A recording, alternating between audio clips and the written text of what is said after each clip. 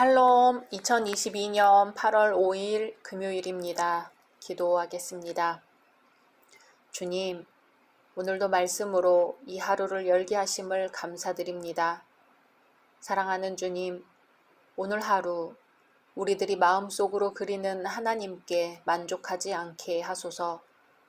우리 생각 속에 하나님만 원할 것이 아니라 있는 그대로의 하나님의 임재를 체험하게 하소서.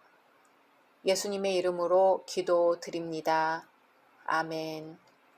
오늘의 말씀은 민수기 24장입니다. 발람이 자기가 이스라엘을 축복하는 것을 여호와께서 선히 여기심을 보고 전과 같이 점수를 쓰지 아니하고 그의 낯을 광야로 향하여 눈을 들어 이스라엘이 그 지파대로 천막 친 것을 보는데 그때에 하나님의 영이 그 위에 임하신지라. 그가 예언을 전하여 말하되 부올의 아들 발람이 말하며 눈을 감았던 자가 말하며 하나님의 말씀을 듣는 자, 전능자의 환상을 보는 자, 엎드려서 눈을 뜬 자가 말하기를 야곱이여 내 장막들이, 이스라엘이여 내 거처들이 어찌 그리 아름다운고 그 벌어짐이 골짜기 같고 강가의 동상 같으며 여호와께서 심으신 침향목들 같고 물가의 백향목들 같도다. 그 물통에서는 물이 넘치겠고 그 씨는 많은 물가에 있으리로다. 그의 왕이 아각보다 높으니 그의 나라가 흥왕하리로다. 하나님이 그를 애굽에서 인도하여 내셨으니 그 힘이 들소와 같도다. 그의 적국을 삼키고 그들의 뼈를 꺾으며 화살로 쏘아 꿰뚫으리로다. 끌어안고 누움이 수사자와 같고 암사자와도 같으니 일으킬 자 누구이랴.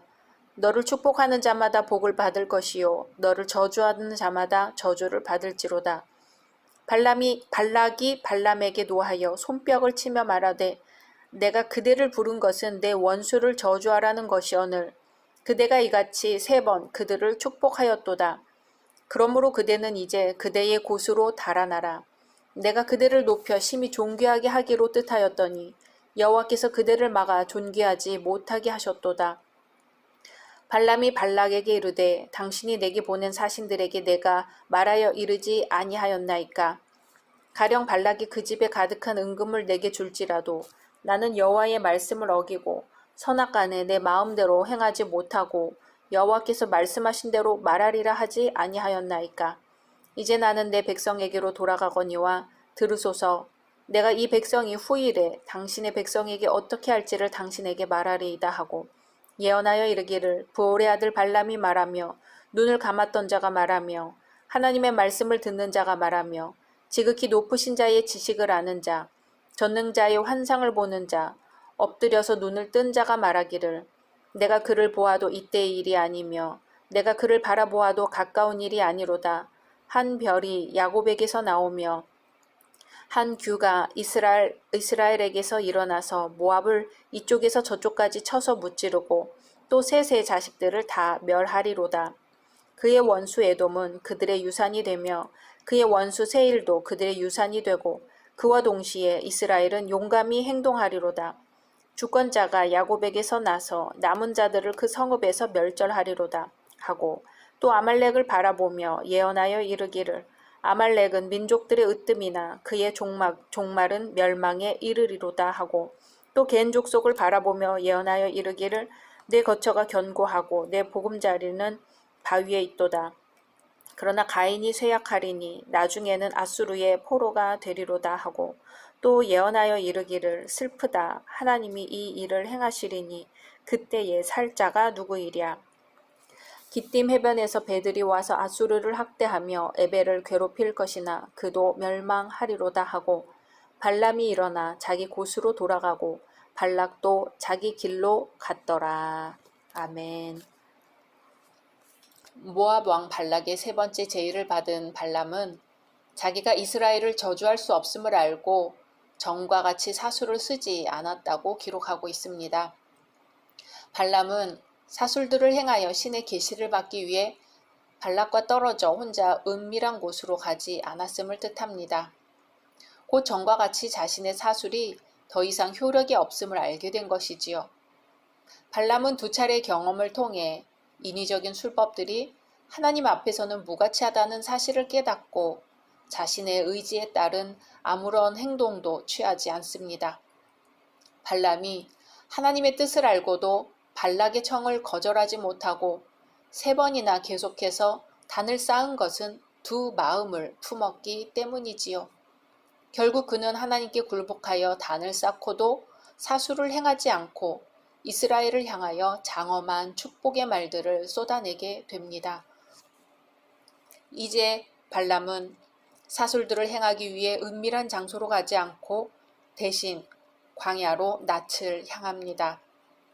발람은 광야로 얼굴을 돌려 그곳에 진치고 있는 이스라엘 백성을 보게 됩니다. 지금 이스라엘은 황량하고 소망이 없는 땅 광야에 진을 치고 있습니다. 그러나 하나님께서 함께 하셔서 새하늘 새 땅의 무궁한 복이 예비되어 있습니다. 성도는 광야처럼 소망이 없는 세상, 기쁨이 없는 세상을 영적인 눈으로 바라보며 복된 땅으로 변화시키는 빛과 소금의 사명을 다해야 할 것입니다. 발람이 사술에 의존하지 않고 광야의 이스라엘을 보는 순간 하나님의 신이 그에게 임하였습니다. 발람이 전에는 여호와께서 말씀을 그의 입에 넣어주셨으나 여기서는 하나님의 영이 그 위에 있었다는 점이 다릅니다. 하나님께서는 발람으로 하여금 이스라엘을 축복하게 하기 위하여 그의 위에 잠시 머무신 것이죠. 이는 누구든지 하나님의 영에 감동되면 하나님의 일을 할 수밖에 없음을 보여줍니다. 하나님께서는 완고하고 어리석은 이방의 술객을 성령으로 감동시키사 철저하게 당신의 역사의 도구로 사용하셨습니다. 하물며 믿는 자들이 성령에 감동될 때 하나님을 위하여 얼마나 크고 위대한 일을 할 수 있겠습니까? 성도는 성령에 충만한 자가 되어 하나님 나라를 위해 귀하게 쓰임받아야 할 것입니다. 발람은 하나님의 영에 감동되어 세 번째 신탁을 전합니다. 3절에 눈을 감았던 자가 말하며 하나님의 영에 사로잡히자 발람은 과거에 자신의 눈이 감겨져서 하나님이 하시는 일을 보지 못했음을 고백합니다. 비스가 산에서 두 번째로 저주하려고 한 것도 실패하고 부올로 장소를 옮겨 저주하려고 했지만 그것도 실패했습니다. 오히려 더더욱 이스라엘을 축복하는 결과만 나았지요. 또 실패가 거듭될수록 발람은 하나님 앞에 자신이 무지함을 더욱더 분명하게 깨닫게 되는 결과만 가져왔습니다. 자신이 영적 소경이었으며 이제야 비로소 눈을 뜨게 되었다는 발람의 고백은 하나님의 섭리가 인간의 생각과 얼마나 다른지 잘 보여줍니다. 발람은 예언의 노래를 시작하면서 자기 자신을 눈이 열린 자, 하나님의 말씀을 듣는 자, 전능자의 이상을 보는 자, 엎드려서 눈을 뜬 자라고 고백합니다. 발람이 지금 스스로 영의 눈을 뜬 것이 아니라 하나님에 의하여 눈이 떠졌고 엎드려서 눈을 뜬 자라고 자신을 표현한 것은 발람이 하나님 앞에 거꾸러졌음을 암시합니다. 성령께서 발람으로 하여금 하나님의 능력 앞에 자신의 무능력과 무가치함을 깨닫게 하고 엎드리게 하셨으며 그의 영의 눈을 뜨게 하여 신령한 일들을 말하게 하신 것입니다. 발람은 광야에 주둔하고 있는 이스라엘의 진영을 보고 감탄을 바랍니다. 어찌 그리 아름다운고. 이스라엘의 현재보다는 미래를 내다보며 부러워하는 마음에서 나온 것입니다. 이스라엘의 번영과 이스라엘이 지니게 될 두려운 힘을 염두에 둔 것이지요. 하나님이 함께 하시는 자의 현재는 광야처럼 척박한 곳에 머물고 있다 할지라도 그의 미래는 마치 강가의 침향목과 백향목과 같이 아름답습니다. 성도는 이러한 확신을 가지고 소망 가운데 나가야 합니다. 하나님의 사랑과 복을 받는 개인과 가정, 나아가 민족은 세상의 어떤 부귀 영화로도 바꿀 수 없는 아름다움을 소유하게 되는 것이지요. 발람의 세 번째 예언은 이스라엘을 축복하는 자는 복을 받고 이스라엘을 저주하는 자는 저주를 받을 것이라는 선언으로 막을 내립니다. 이제 그는 이스라엘의 번영과 그들의 막강한 힘을 예언하는 결론으로서 아브라함이 하나님께로부터 받은 약속을 선포합니다. 너를 축복하는 자는 축복받을 것이고 너를 저주하는 자들은 저주를 받을 것이다.